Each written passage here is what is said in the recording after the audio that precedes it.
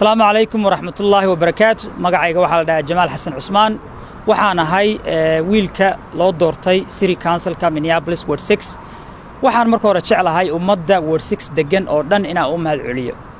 ummadda af Soomaaliga ama farmada ku hadasha inaan u mahad celiyo aan dhaho dadaalkan aan soo marnay dadaal easy ma ahayn ama dadaal fudud ma ahayn dad badan ayaa ka soo shaqeeyay xaafaddu way hadashay waxayna ku hadashay inay doortaan qof u istaaga xaafadda oo dadaal u mara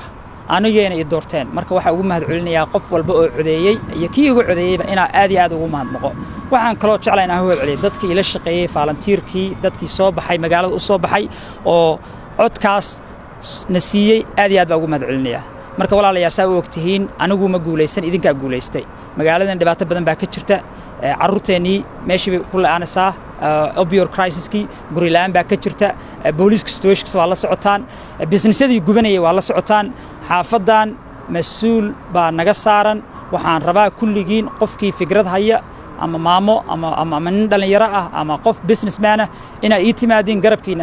garabkayga ay istaagtiin oo xaafadana wax u qabanno waxaan jeclahay oo kaleeto especially wiilashii ila tartamay iyo gabdhihii ila tartamay maanta waxaan inii sheegayaa fikrado wanaagsan baa wadateen marka hore aad baan kugu mahad celinayaa congratulations waan dhahayaa fikrado wanaagsan baa wadateen fikradahaas keena waa israacaynaa City Hall-ka tagaynaa xaafadeennana waa u istaagaynaa midnimo iyo mataqaana dadkoo la isku keeno ayaan ka shaqaynayaa anigu qof bulshaan ahay